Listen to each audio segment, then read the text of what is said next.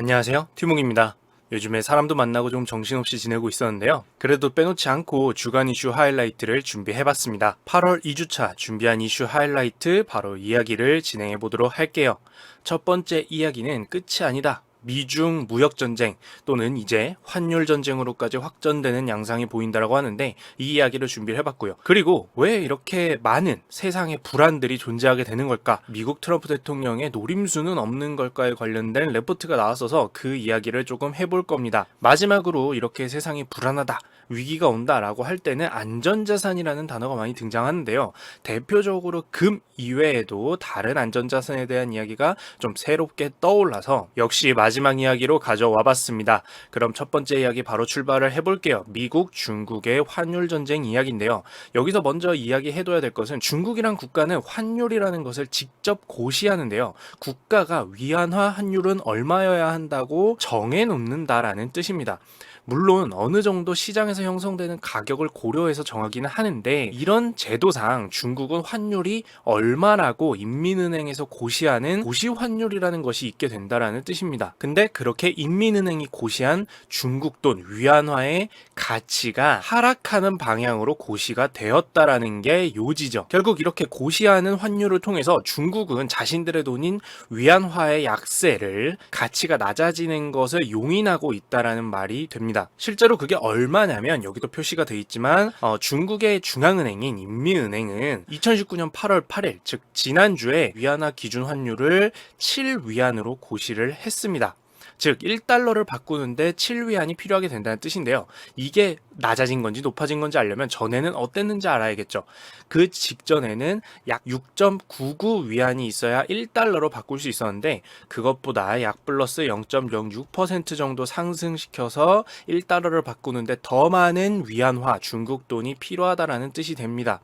이 말은 거꾸로 얘기하면 뭐죠? 중국 돈의 가치가 달러에 대비해서 떨어지고 있다라는 뜻이에요.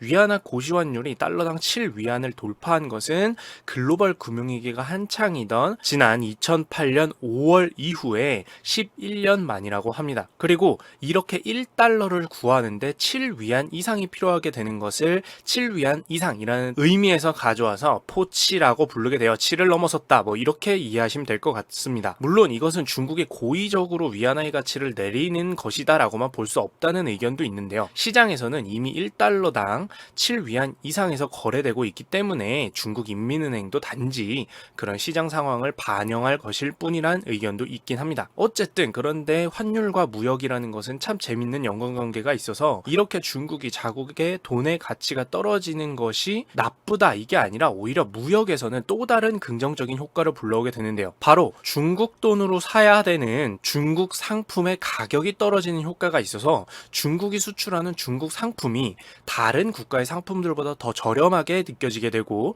이것은 곧 중국 상품이 다른 국가의 상품들보다 더 잘 팔릴 수 있는 바탕이 되게 됩니다.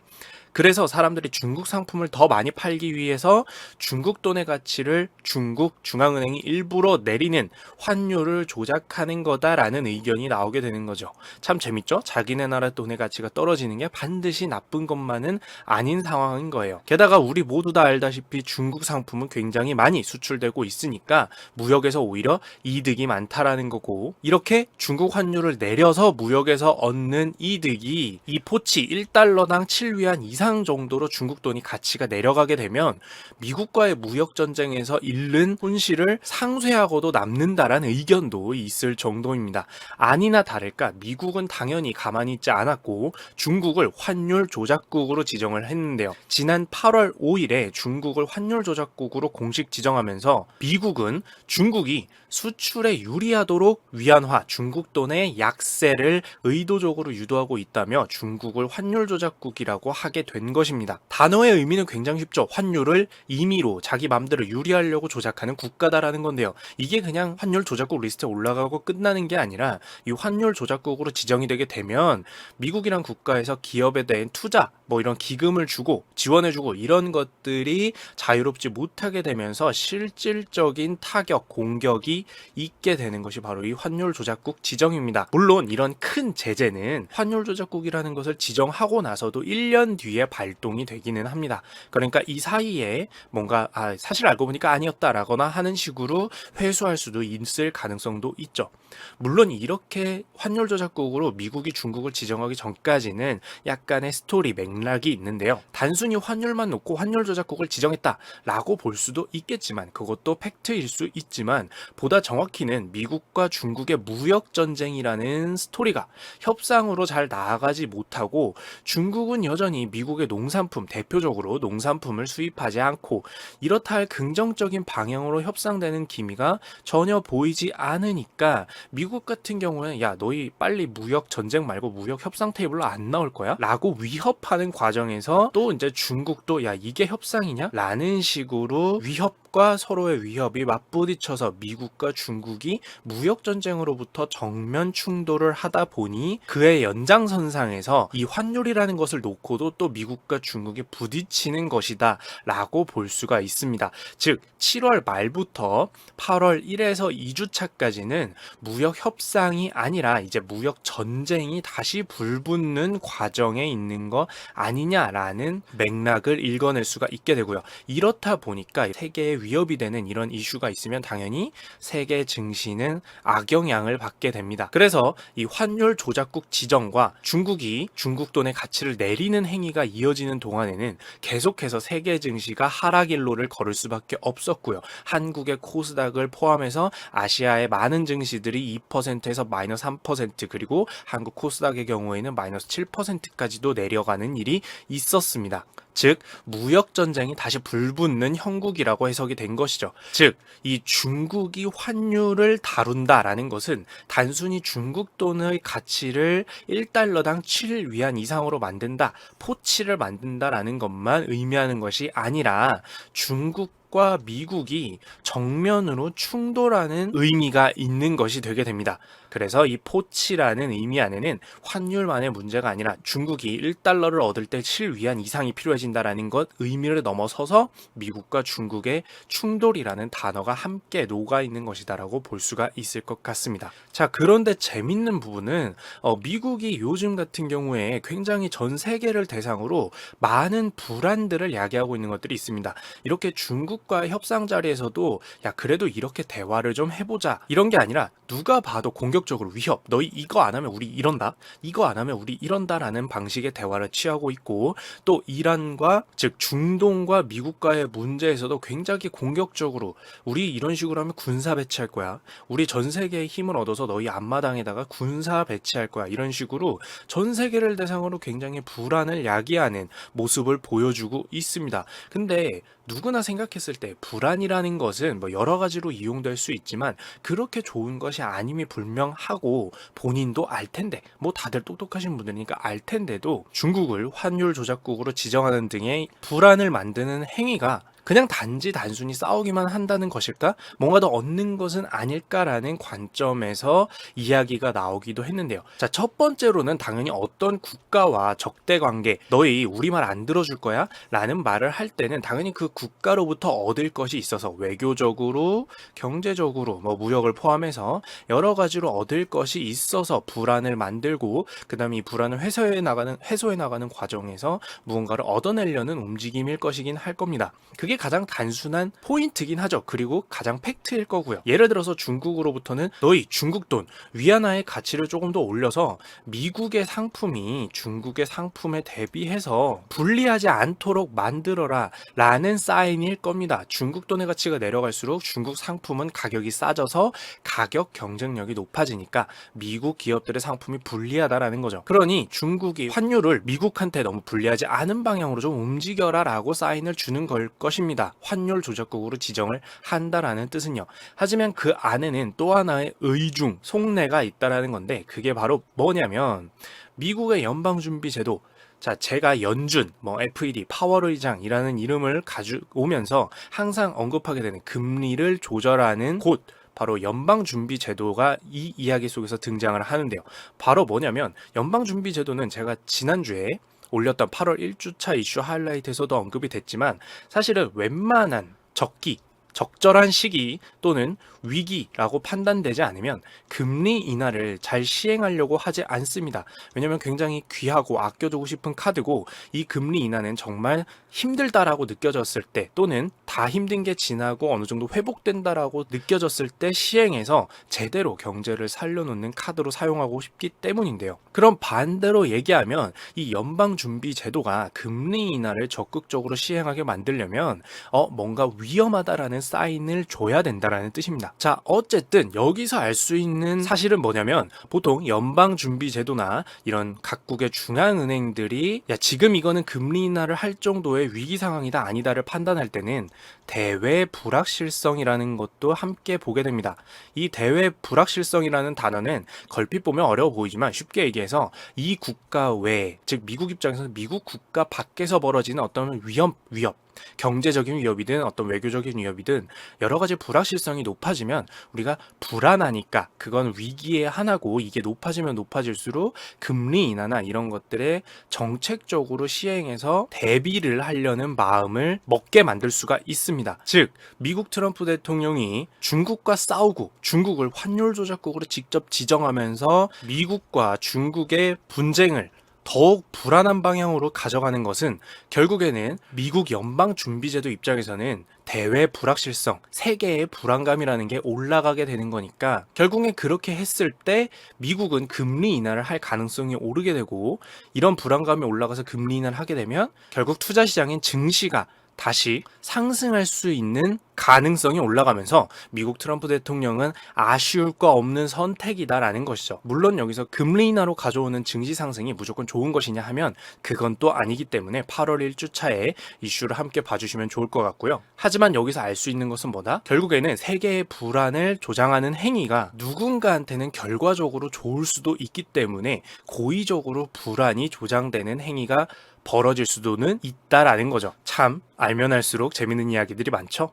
자, 그래서 핵심은 뭐나? 금리 인하라는 것은 웬만하면 세계가 정말 위험하다고 느끼지 않으면 잘 안 하려고 하니까, 그 위험성을 본인이 직접 높여서 금리 인하를 하게 만들면 증시가 올라가고, 증시가 올라가면 사람들이 좋아하니까 투표라든지 이런 것을 신경 써야 되는 입장에서는 이걸 고의적으로 노리는 가능성도 있다라는 것입니다. 그리고 물론 어디까지나 이런 해석도 있다라는 것임을 분명히 알아주시면 좋을 것 같습니다. 자, 그런데 이렇게 세계의 불안이 높아진다, 이런 것들은 지금까지의 맥락상으로 어쩔 수 없이 이어지고 있어요. 경제도 위기가 오는 것 같고, 그리고 세계의 각국들이 지금 치고받고 싸우고 있죠. 미국과 중동, 중동과 유럽, 그리고 중국과 미국, 그리고 한국도 일본과 싸우고 있고, 각 아시아 증시는 그렇게 좋은 상황도 아닌 것 같아서 돈이 빠져나가서 선진국으로 넘어가고 있고요. 그래서 어떻게 보면 오늘의 주제들은 전부 맥락이 하나로 이어지는데, 세계가 위협을 느낄 때는 반드시 벌어지는 일 중에 하나가 뭐냐면, 자, 위험 투자 자산에서 안전한 투자 자산으로 돈이 옮겨서 흘러간다라는 겁니다.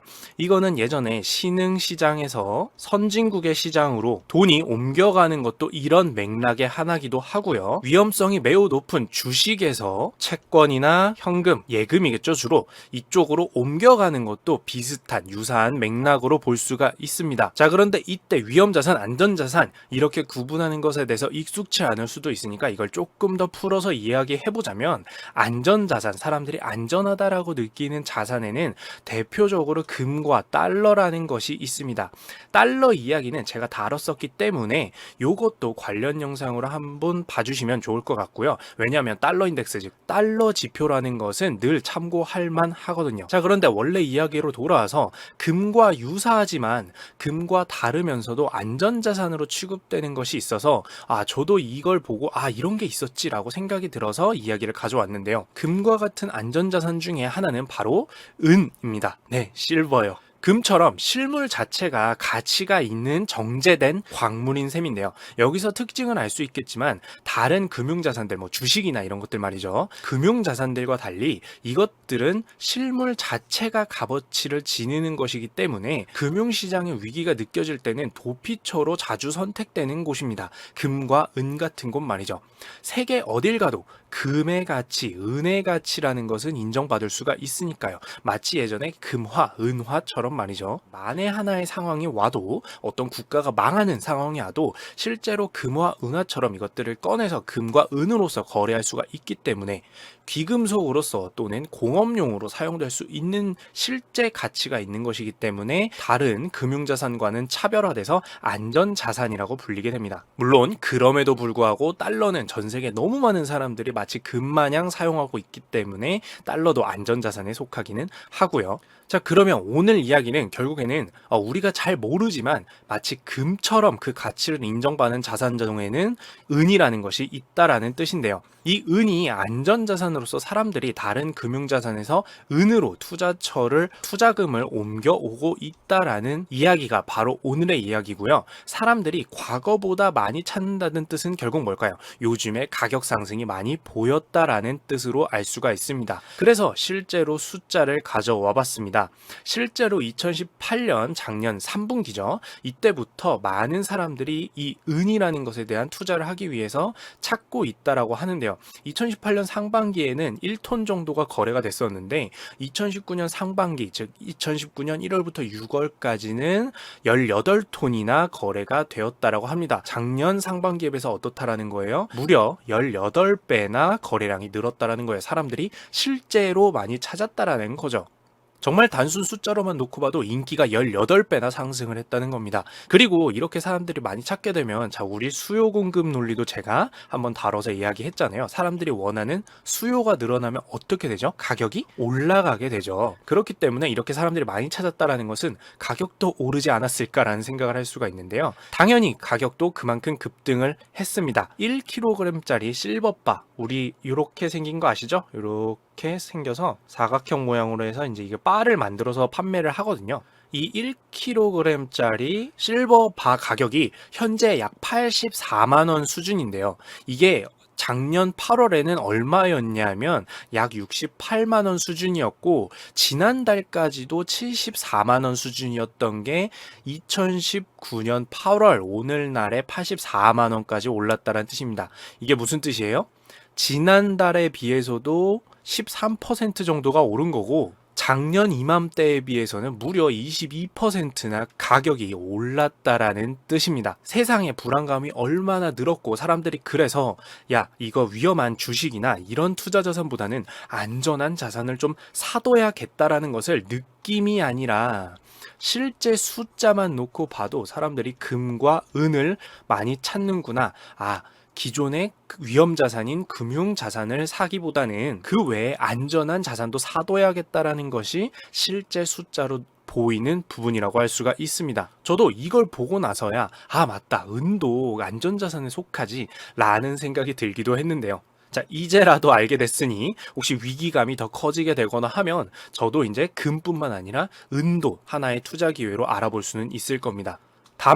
다만 여기서 확실히 알아두셔야 되는 것은 뭐냐면 안전자산은 실제로 가격이 안전하다라는 뜻은 절대 아닙니다. 특히 금에 비해서 은은 더욱 그래요. 가격의 변화가 적다라는 말이 아니라는 뜻입니다. 금 가격만 봐도 오르거나 내릴 때 큰 폭으로 오르내릴 수가 있는데요. 은 같은 경우에는 금보다는 조금 더 덜 안전자산이고 금보다도 실제 가치가 어느 정도 떨어지는 자산이기 때문에 은은 금보다 가격의 오르내림이 훨씬 심한 자산입니다. 그래서 이름은 안전자산, 즉 다른 위험자산들의 투자가 별로라고 생각될 때 찾는 반대편에 있는 자산으로서 안전자산이라는 뜻이지 실제로 가격이 원금 이하로 떨어지지 않는다거나 이런 의미에서의 안전자산은 절대 아니기 때문에 만약에 은이나 금이나 이런 걸 투자하려고 하더라도 분명히 가격의 오르내림은 크고 특히 금보다도 은의 가격의 오르내림은 매우 크기 때문에 손실을 볼 수도 있다라는 의미는 분명히 알고 계셔야 됩니다. 실제로 저는 은 투자 손실로 인해서 많은 분들이 손실을 보는 것을 실제로 보기도 했는데요. 제가 증권업에 있었을 때니까 2014년도 안팎에도 그 전에 있었던 위기 시절 때 너무 비싸졌을 때 사서 2014년도 됐을 때쯤에는 은 가격이 폭락을 하다 보니까 이 은에 투자하신 분들이 손실을 많이 보는 모습을 보기도 했습니다. 그래서 안전자산이라고 해서 가격이 안전하다는 뜻이 아니고 어디까지나 현재 금융시장이 불안할 때 상대적으로 반대편에 있는 다른 종류의 투자 자산으로서 안전자산이다. 그래도 가치 자체가 최소한 어느 정도는 늘 인정받을 거야 라고 하는 자산으로 보는 것이 바로 안전자산이다 라고 하는 의미니까 가격 변동이 적을 거라고 생각하는 오해는 안 하셨으면 좋겠습니다. 자, 그리고 보너스. 자, 안전자산은 그러면 과연 달러, 금, 은 요런 것밖에 없냐라고 생각을 할 수가 있는데요. 물론 금융자산 중에서도 안전자산이 당연히 존재하고요. 주로 채권이 그런 것들이 있죠. 그것 중에서도 가장 믿을 만한 곳에 엄청 영향력이 안 망할 것 같은 국가의 채권이면 더욱더 안전자산이라고 보겠죠. 그래서 미국의 국가의 채권, 미국 채권인 미국 국채가 안전자산으로 취급되기도 하고요. 달러도 말할 것도 없고 금, 은은 제가 이미 말씀을 드렸고 요즘 이 시국에 참 언급하고 싶지는 않지만 어쨌든 일본의 엔화도 예전부터 무역할 때 달러처럼 어느 정도 사용되고 있기 때문에 일본의 엔화와 스위스의 프랑 같은 경우가 역시 안전자산으로서 세계에서 어느 정도 인정받고는 있습니다. 그래서 이런 자산들은 실제로 금융위기나 위기감을 느꼈을 때 오히려 가격이 오르는 일이 벌어지게 되는데요. 물론 이게 꼭 또 좋은 거냐라고만 보면 그렇지 않은 경우도 있습니다. 왜냐하면 이런 경우가 있겠죠. 자, 무역으로 돈을 벌어야 되는 상황이 올 수가 있는데 우리 아까 첫 번째 이야기 중국의 상황에서도 보겠지만 한 국가의 돈의 가치가 떨어지면 그 국가의 상품도 가격이 싸져서 많이 팔린다 그랬죠. 그럼 반대로 어떤 국가의 돈의 가치가 오르면 어떻게 될까요? 그러면 그 국가의 상품의 가격이 오른다라는 뜻이 됩니다. 그럼 무역을 할 때는 어떻단 뜻이에요? 다른 사람들이 느끼기에는 야, 달러로 파는 상품 되게 비싸졌어. 야, 엔화로 파는 상품, 스위스 프랑으로 파는 상품 되게 비싸졌어. 야, 많이 못 사겠다 예전에 비해서. 이렇게 된다라는 거예요. 그래서 무역의 입장에서 봤을 때는 또 세계가 안 그래도 힘든데 수출할 때 본인들의 상품이 더 비싸져서 사람들이 안 찾게 되는 효과도 발생하긴 합니다. 자, 그래서 여기까지 변두리 얘기도 한번 다뤄봤는데요. 네, 오늘은 어떻게 보면 세계에 위기가 오고 요즘엔 또 왜 왔고 그게 왔을 땐 어떻고 이 위기를 왜 만들까라는 이야기까지 해서 하나의 맥락으로 쭉 진행할 수 있었던 이야기였던 것 같습니다. 최대한 조금 흥미 위주를 섞어서 이야기를 진행해봤는데요. 또 오늘 또 어떠셨을지 댓글로 남겨주시면 정말 감사드릴 것 같고요.